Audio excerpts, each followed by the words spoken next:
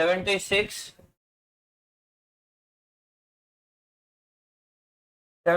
है कि एक संकर क्रॉस की F2PD में समयुग्मजी और विषमयुग्मजी सदस्यों का अनुपात क्या होगा बेटा?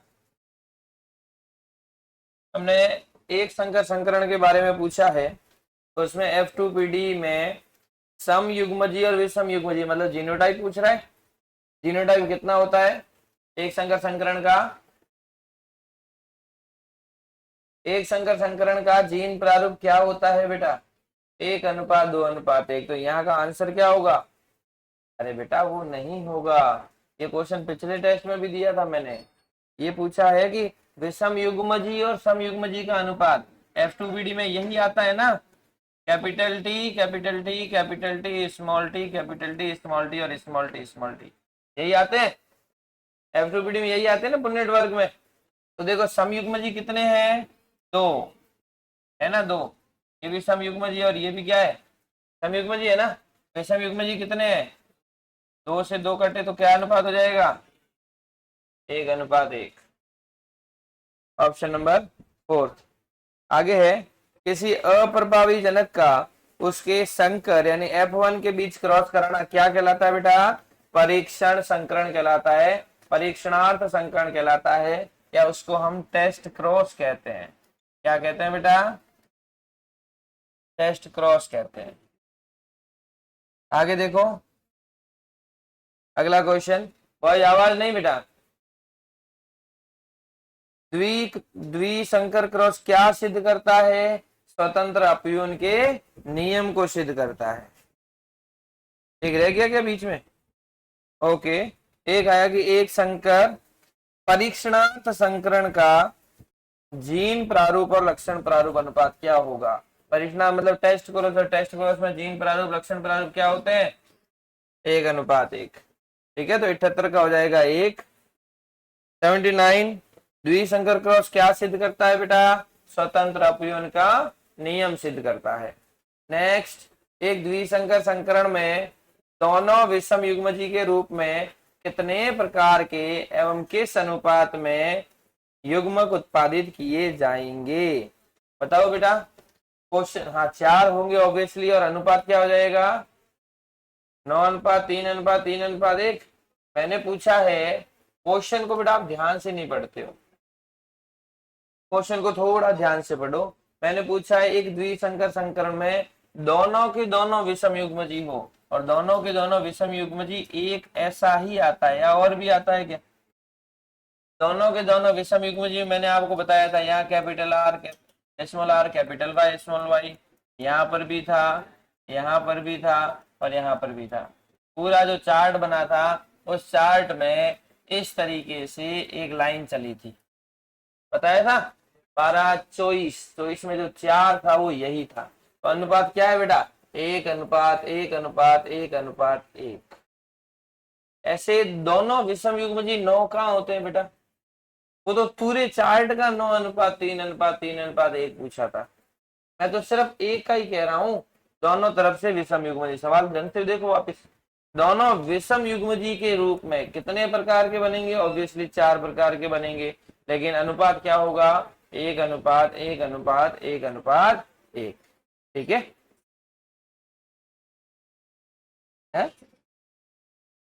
चौथा ऑप्शन देखो इधर, हाँ चौथा ऑप्शन देखो बेटा।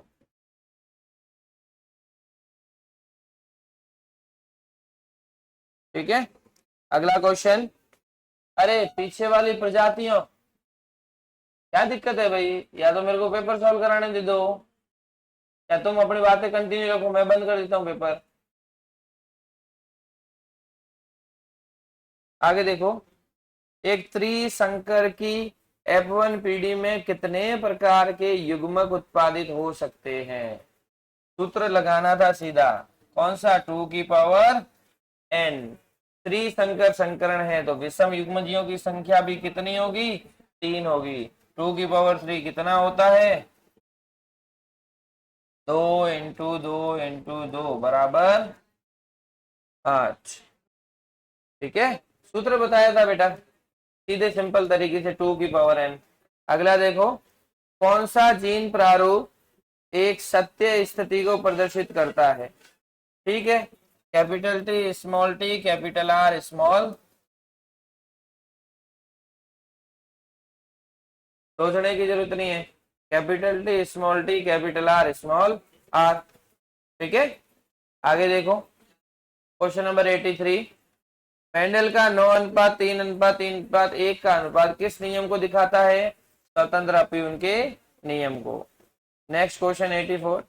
एक शुद्ध लंबे, ये शुद्ध लंबा एवं हरी फली वाले पादप, हरी का मतलब ग्रीन, पादप का क्रॉस बोने और पीली फली वाले पादप से करवाने पर F2PD की 16 संततियों में कितने बोने पादप होंगे? यानी कि टोटल का टोटल हमें क्या करना है? द्विसंकर संकरण करना है। लास्ट में बोला है कि शुद्ध बोने, शुद्ध बोने का मतलब यही होता है, अरे यही होता है ना। तो पूरे द्विसंकर संकरण में 9:3:3:1 में ये कितना होता है? फिंगर क्रॉस करने से बेटा आंसर सही नहीं होते, सही करने पड़ते हैं। क्या होगा बेटा? एक आंसर होगा, ये आपने किया ही नहीं। चार कैसे आएंगे? आप द्विसंकर वाला क्रॉस देखो,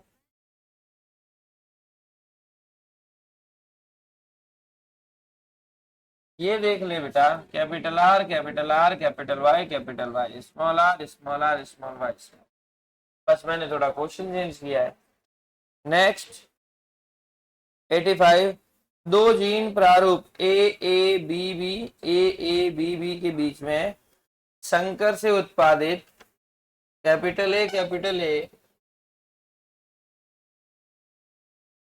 capital B, capital B, capital A, capital A, capital B, small B, small A, small B, capital B, small B, small A, small B, small B, small B संततियों का अनुपात क्या होगा? आपको अगर डाई हाइब्रिड क्रॉस अच्छी तरीके से आपने पढ़ा है, उसके ऊपर ही सारे क्वेश्चन दिए मैंने। एक संकर तो पहले दे रखा था, अब इसके ऊपर ही होंगे। तो आप देखो कि दोनों संयुग्म जी, दोनों बड़े, यानी capital R, capital R, capital Y कितना आता है? एक आता है। Small R, small R, small Y कितना आता है? एक आता है। तो पहले भी एक होगा, लास्ट में भी एक होगा। आगे देखो, capital R, capital R, sorry, capital R, capital R, capital Y, small Y कितना आता है? दो आते हैं। और small R, small Y, capital R, small R. आपने अगर द्विसंकर संकरण पढ़ा है तो उस द्विसंकर संकरण से ये चीजें हल होती है। देखो बेटा, एक बार डाई हाइब्रिड क्रॉस बना के देख लो।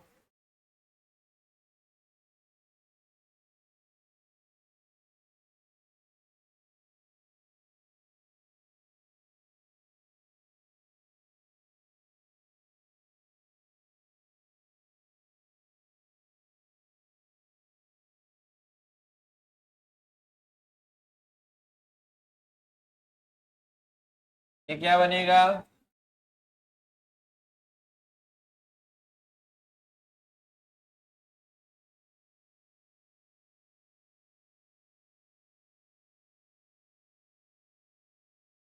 आवाज नहीं, आवाज नहीं।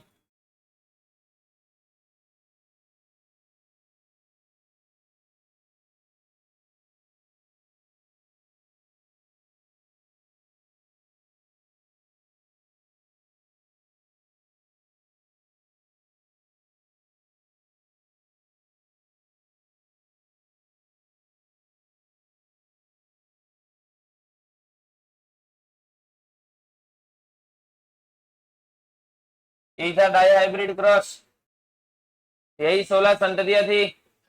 अब इसकी जगह हमने क्या रखा है? Capital A, capital A, capital B, capital B, small A, small A, small B, small B.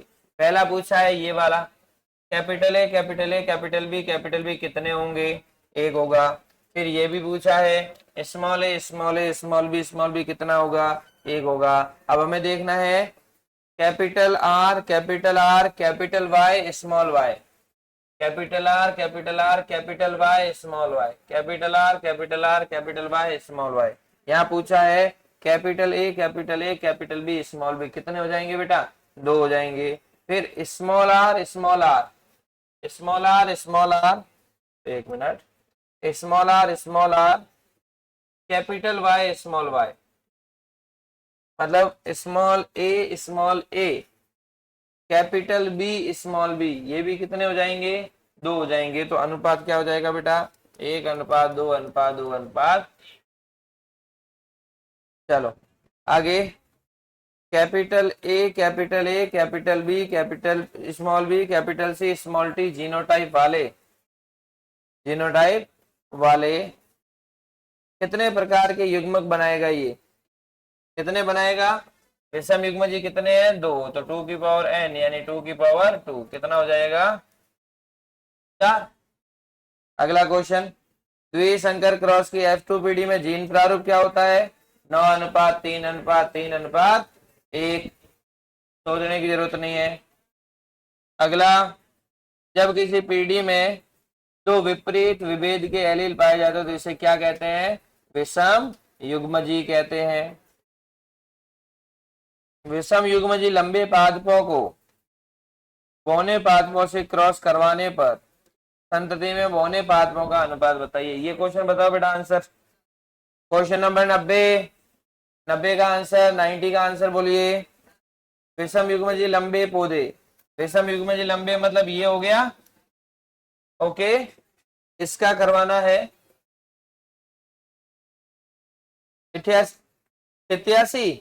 87 बता तो दिया। द्विसंकर क्रॉस की पीढ़ी का लक्षण प्रारूप क्या होगा? 9:3:3:1। और 88 है तो 88 हो जाएगा आपके जीन प्रारूप हो जाएगा। अच्छा, जीन प्रारूप यहाँ पर है ही नहीं हो। चलो 88 जो है उसमें आपके जीन प्रारूप आया नहीं है, इसलिए 88 क्वेश्चन डिलीट हो जाएगा, बोनस दे देंगे। ठीक है, क्वेश्चन डिलीट कर लेंगे 88, क्योंकि यहाँ पर ऑप्शन जो है वो 12 24 12 12 एक वाला था ही नहीं। 89 हो गया। 90 में सीधा सिंपल चीज ये पूछा है, कैपिटल टी स्मॉल टी का क्रॉस किससे करवाओ? स्मॉल टी से। ये टेस्ट क्रॉस है, टेस्ट क्रॉस का अनुपात क्या होता है बेटा? 1:1, यानी कि कितने हो जाएंगे बेटा? 50%, 50%। नेक्स्ट क्वेश्चन, एक शुद्ध लंबे पादप को F1 पीढ़ी में एक संकर लंबे पादप से किस आधार सूत्रों पर पहचाना जाता है? पादप की लंबाई नापकर, जिब्रेलिन के छिड़काव द्वारा, यदि स्वपरागण द्वारा सभी पादप लंबे हो, यदि स्वपरागण द्वारा सभी पादप बौने हो। स्वपरागण द्वारा सभी पादप लंबे हो, क्योंकि ये चीज आती है, इसको इसी से स्वपरागण करवाते हैं। F1 पीढ़ी में यही करवाते हैं, सोचने की जरूरत नहीं है। अब अगला आंसर बता, बीच में अगला आंसर बताओ। एक सजीव का जीनी संगठन किसके द्वारा निरूपित होता है? जीनोटाइप के द्वारा। नेक्स्ट क्वेश्चन 93, सप्रभाविता में F2 पीढ़ी में लक्षण प्रारूप क्या होता है? सहप्रभाविता में लक्षण प्रारूप 1:2:1। सहप्रभाविता हमने पढ़ी है, कैपिटल मतलब A blood group 1, AB blood group 2 और B ब्लड ग्रुप 1। अगला देखो, अपूर्ण प्रभाविता में लक्षण प्रारूप क्या होता है? 1:2:1।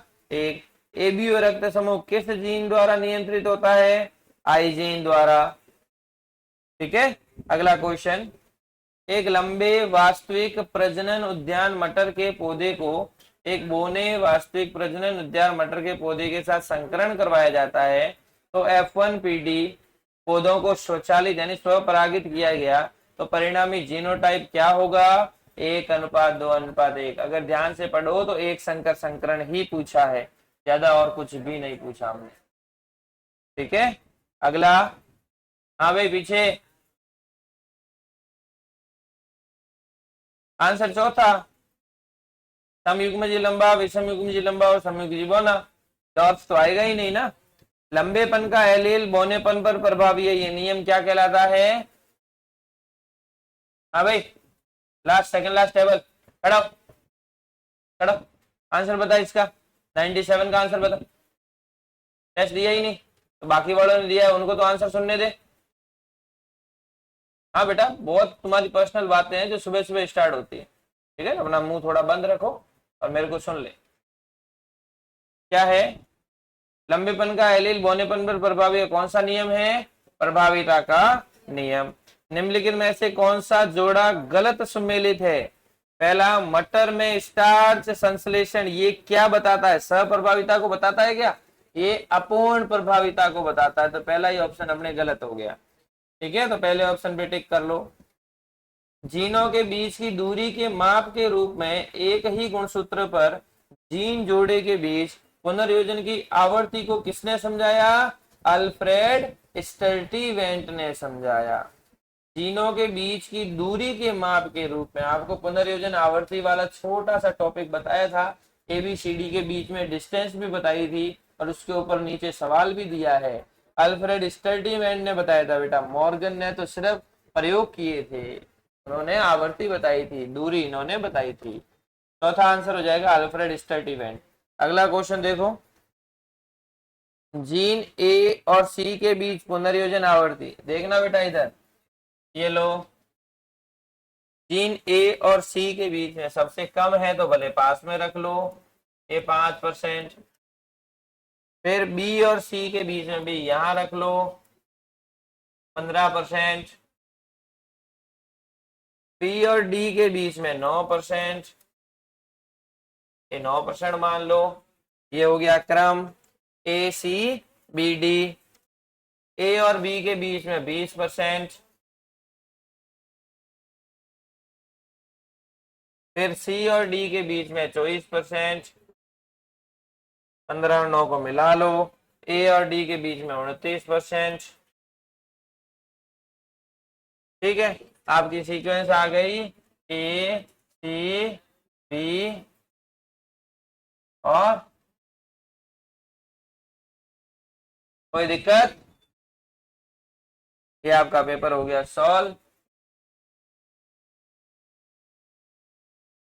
अब आगे करें?